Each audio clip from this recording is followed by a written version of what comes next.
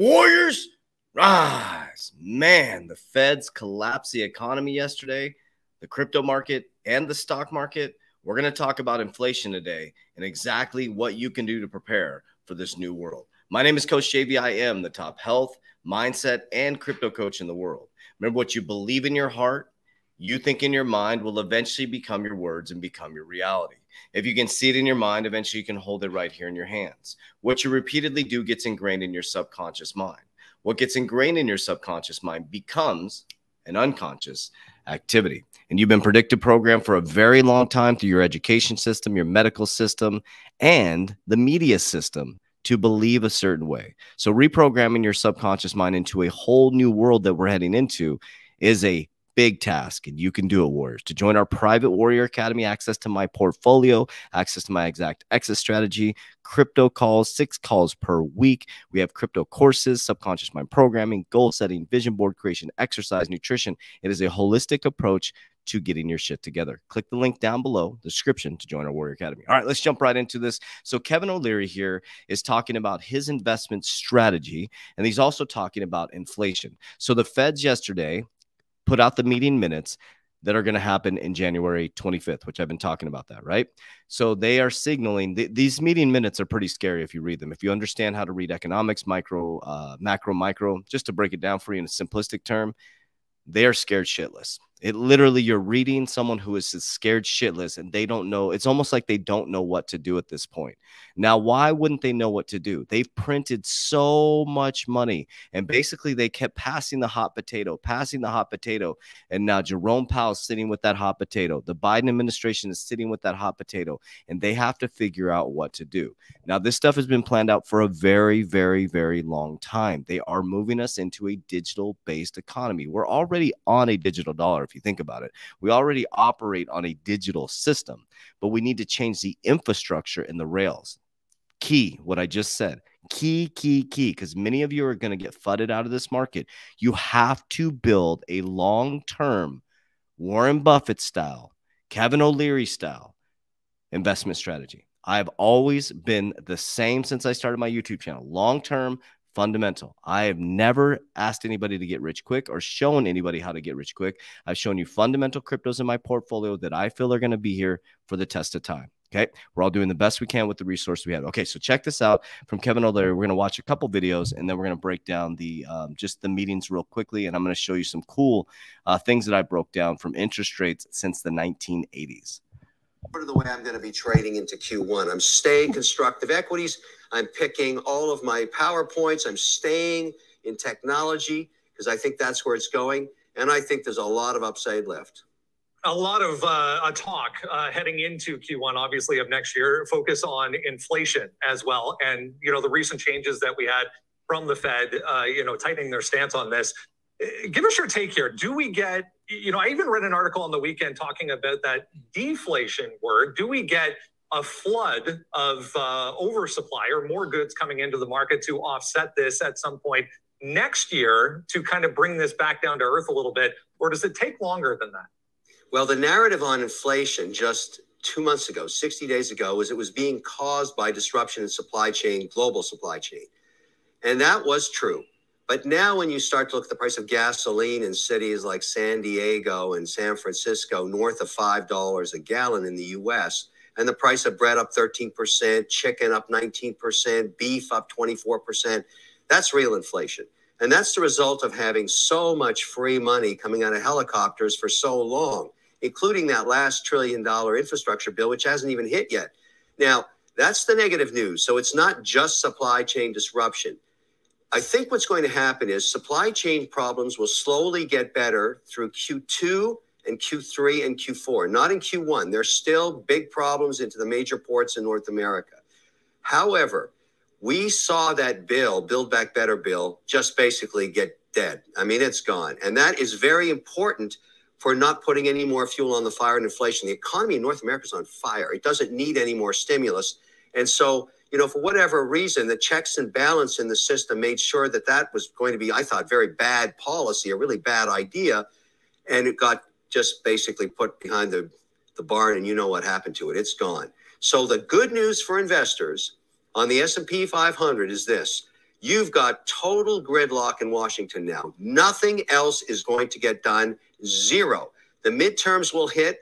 The incumbent always loses a ton of seats in the House when that happens. This time for Biden, it could be much worse because they didn't like the socialist swing that he was pushing on them, and he was really kowtowing to that side of the party. And I don't like to get into politics. I like to get into policy.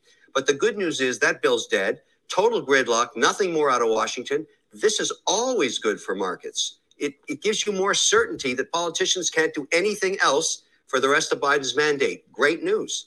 Okay, so it's different perspective, right? So great news. I think all of this is great news for investors if you're the right type of investor. This is the greatest time in human history. I built more wealth in the last 2.5 years as most people have completely hung on like a thread because we're doing the opposite of the 99%. This is all FUD to get you out of these markets. Okay, this is some video you may have seen, but I think it's important to revisit this. I'm going to butcher his name. Shamath, whatever, I can't pronounce his name. This will be the most profitable speed trade of a lifetime. Listen to what he says.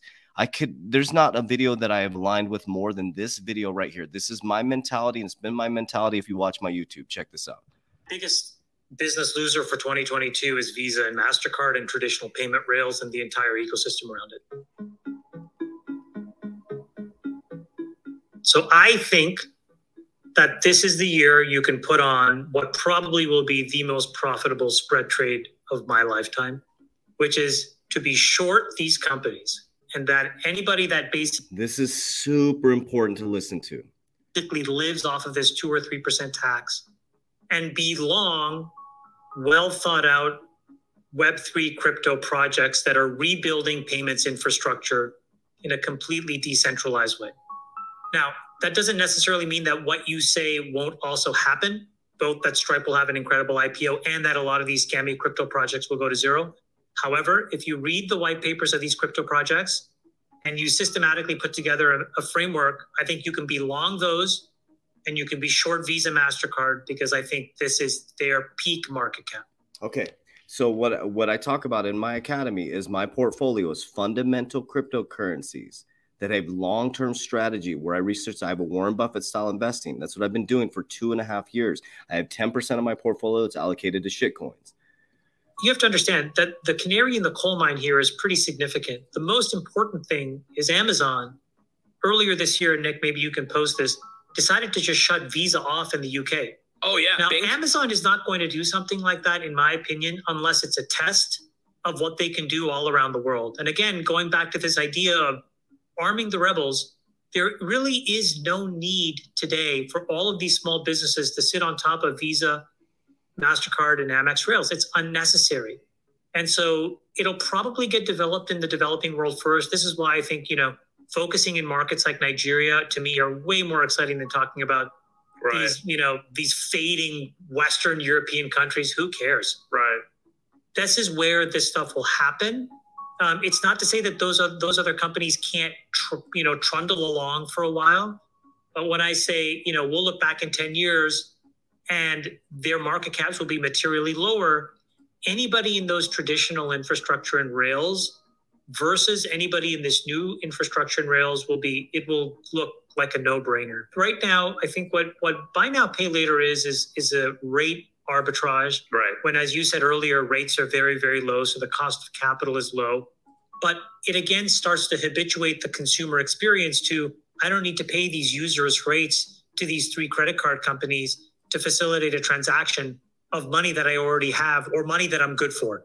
That's the big idea, right? And so when you translate that into Web3 in a good project or a good series of projects, you're not going to need these companies. And so it's going to, I think, eviscerate trillions of dollars of market cap. Well, not to mention, you also companies. have in between these two, Venmo and Cash App, which are not crypto, but they certainly as brands mean more to young people. This is why, do you think Visa and MasterCard? Yeah, do you think Block, what used to be called Square, is a good pair trade against Visa and MasterCard in this context? Yeah, I like it. I think that starts to get closer to the truth. My perspective is you can kind of short anybody who's public, because anybody who's public can really only be public or will go public because they feast off of this artificial 2 or 3% transaction fee. Everybody does. The companies you want to be long are those private companies in crypto that you can read the white papers of, whose protocols have utility, and who's building some element of infrastructure that replaces a traditional business. So as long as you can kind of build those things up, Balaji, for example, had a bunch of tweets this weekend where he was like, he has this idea for a mirror table. What is that? That replaces, cap table management. Right now, why is that important? Well, because it touches all of these really important KYC, AML, investing laws across all these countries in all of these places. It's just a very simple example of where the new company that actually builds that capability of these mirror tables will do so at virtually no cost. And so it'll have a 50-person team. And so they're not going to have offices all over the world. The last point on this is not one where I think this disruption happens slow. I think it happens swiftly. Okay, so we need to pay attention to these things, Warriors. We've been saying this for a very long time. We know the SWIFT system is an old, archaic banking system, and we know that that's what ISO 20022 is, to move us onto a new messaging system to bring all these protocols, like he said, savvy crypto companies that are going into Web 3.0. We know that everybody's like, oh, what is it? Xrparmy is going to take over. They're all going to work together, Warriors. Everybody keeps saying one's going to take over the other. It doesn't work that way. If it worked that way, you would have Wells Fargo as the only bank in the world. You wouldn't have Chase, Wells Fargo, HSBC, Santander. You wouldn't have all these. Think about that for just a moment, Warriors. Do not get fudded out by these YouTubers and TikTokers. Oh, Xrparmy is going to kill XRP and ADA is going to kill Ethereum. They all need to work together. There's 7 billion people in the world. Do your research on how many businesses and companies and transactors there are. Do you think XRP or Ripple is going to dominate? You can't even do that, though. That's called a monopoly. You can't do that. Okay, so let's jump into what the video is about. As Federal Reserve puts wheels in motion for balance sheet reduction. Minutes from the Federal Reserve December meeting indicated that officials are ready to aggressively dial back policy help. On one key aspect, the central bank's balance sheet was subject to extended discussion, with policymakers pointing to reduction in bond holdings in the coming months. Members expressed concern about inflation and said that jobs market is nearly full employment. Stocks slid following the release, of course, which is very natural, right? That's why the crypto market pulled back. And so why does that happen? When you feel as an investor and you read these types of minutes, as investors where I'm reading these types of minutes, I would read through this. I would educate yourself and practice. It's really boring shit. Just type in minutes of Federal Reserve Open Market Committee. This will pop up the PDF and you can read through it. And read through it, even if you don't understand it, read through it and educate yourself on the acumen that they're using. So what I do is when I listen to Jerome Powell speak, I can pick up these cues and clues. I listen to his when he starts to talk about something he's really nervous about or something he feels is not right. He starts in his throat chakra, right? There's all these weird things happening. You can watch human behavior. These are things, but you can't understand what's going on if you're not educating yourself. If you're not deep inside of this stuff, you won't pick up the cues and clues that these guys and gals are talking about. Okay. This is important to take a look at, okay? So this is the federal funds rate, okay? So this is interest rates. In the 1980s, there was a massive, massive spike. So I'm deep down the rabbit hole, and this afternoon around 10 o'clock to my private warriors, I'm presenting a lot of this to them to really break down what I think is going to happen, right? So there's been a period of low interest rates for a very long time. Here's a snapshot. This is 1967. Remember, we detached from the gold standard in 1971. So it's been historically low. And then around 1980s, right here, we had a big boost in interest rates. 11%, 13%, 10%, and then it dropped down to 6%. And then we've been in historically low interest rates. Check this out. There's 1995 is 0.03. Then we go to 1996, and then we had a spike. It's been low. Guys, it's been historically low. History, right? Since 1967, it was 3%, and then it spiked around 1978. And then around 1980. But if you look at this right here, you're going to see during the grayer recessions, right? Is it recessions? Yeah, U.S. recessions here. So we had a little spike right here going into 2010 and 2008. So what they've been doing is, this is like I may be getting this wrong, but the Cantillon effect, right? The Cantillon effect is printing the money and the richest people get it first, and it comes down to the people as inflation goes up, right? But it's been so cheap to borrow for so long since the 1980s. if you understand how to make money, you use the bank's money or you use cheap money. You don't ever use your own money to make money.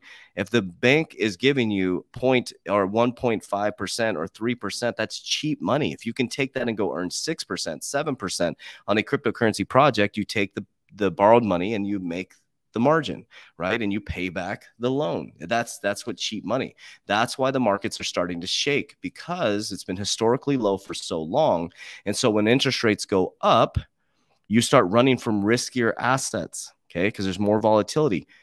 So this is old paradigm thinking, as they raise interest rates on savings accounts too. So the old paradigm thinking, right, is savers are winners, which savers are losers, because your fiat currency is debasing big time, right? So it's like a mindset. So like we've been trained that when interest rates go up is to run to savings account, more secure investments, right? Because we've been trained that cash is king when cash is trash, because they're debasing your currency. We have supply chain problems. You have inflation. So if you have inflation at 16% or at 6% and your savings account is at 3%, do the math, right? Wouldn't you rather be in a higher risk, high volatile cryptocurrency project that is non-speculative, that's here already working in banks and working in the infrastructure of systems? Ethereum is working with banks.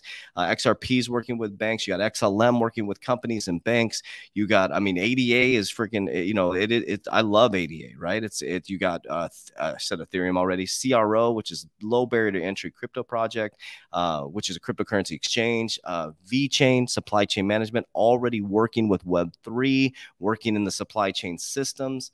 Okay. All right. So this is important. I've showed you guys this before, but I want to keep bringing this to your attention. What you repeatedly do gets ingrained in your subconscious mind. What gets ingrained in your subconscious mind becomes an unconscious activity. Here's the performance of Bitcoin versus gold in the S&P and US Treasuries. Okay. So this is important to look at, warriors. So this is where I'm trying to calm your mind a little bit. People were panicking yesterday. The market was collapsing in people's eyes, right? But where are you going to put your money, warriors? Where are you truly going to put your money at? That was a great buying opportunity. There probably will be more great buying opportunities. Okay. I'm not focused on it going parabolic. If it goes parabolic, hooray. Awesome. Congratulations. I will be exiting 4 exit points, 2 price points in my exit strategy. I will dollar cost average out. I will hold 50% of my portfolio. If it doesn't go up, I'm holding long-term. This is a long-term game. I'm patient. I can sit on my crypto portfolio for 3 to 5 to 6 to 7 years if I know that these amounts of cryptocurrencies and coins that I hold could be worth millions and maybe some of them billions in the future, warriors. Think about that. Think about, there's so many other opportunities to make money outside of cryptocurrency, but people are so caught up in getting rich quick. If you get rich quick, you're going to be broke quick. So here's the performance of, this is since February 2020. I mean, cryptocurrency, or Bitcoin specifically, has outperformed everything. Look at the S&P, 6%, Treasuries, 9%. What is it? Gold 24%, right? Which is the hedge against inflation. So people are starting to see, this is from JP Morgan, Bitcoin, not gold, is the new inflation hedge, says JP Morgan, right? The very person who told you cryptocurrency is a fraud, Jamie Dimon, he represents JP Morgan, right? When it comes to hedge against inflation, Bitcoin is looking more and more like new gold, according to note from JP Morgan shared with his clients on Thursday. Bitcoin has been on a run lately, surpassing, this is back in October, surpassing 15,000 and up 87%. Gold is down 7.3. I mean, gold is, and the very person that's telling you this is one of the people that got in trouble for manipulating gold prices.